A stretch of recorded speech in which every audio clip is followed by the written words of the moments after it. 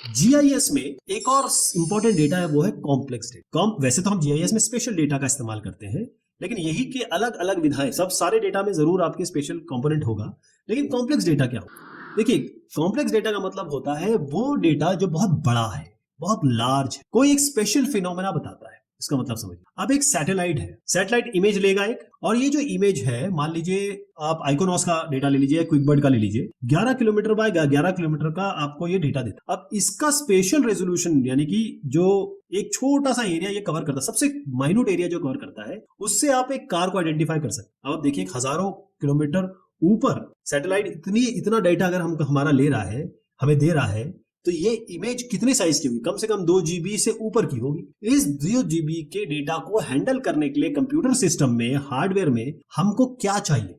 हमको अच्छी processing power चाहिए। तो इसी डेटा को हम कॉम्प्लेक्स डेटा कहते हैं, क्योंकि इसमें हाई रेजोल्यूशन है, और यही अच्छा सॉफ्टवेयर जो है, जीआईएस सॉफ्टवेयर, वो इसे डील करता है।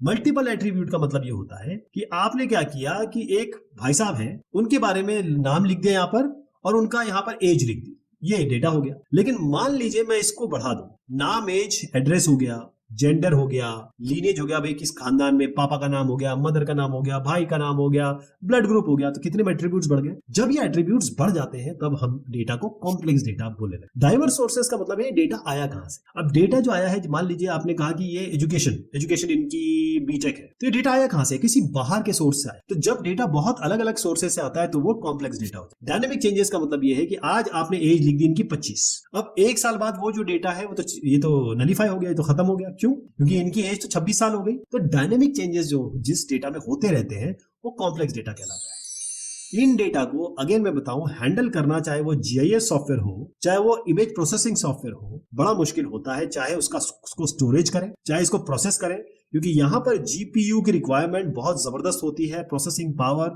i5 i7 Xeon प्रोसेसर इसमें लगते हैं, एनालिसिस इसकी करने के लिए, जो डेटा हमको फटाफट मिले, हम भेज सके, शेयर कर सके, और उन्हें देख सके। अब 2 GB के डेटा, अब एक ही डेटा हुआ ना ये, अगर मान लीजिए मल्टीपल सीन आप लगाना चाहते हैं, मल्टीपल सीन आप दिखाना चाहते हैं, 2 GB को मल्टीप्लाई कर लीजिए आप 11 किलोमीटर के हिसाब से। अगर आप 200 बाय 200 किलोमीटर दिखाना चाहते हैं, तो कैसे दिखाएंगे? वो विजुअलाइजेशन करना बड़ा मुश्किल होता है। कॉम्प्लेक्स डेटा की ये सारी फीचर्स हैं, ये सारी कैरेक्टरिस्टिक।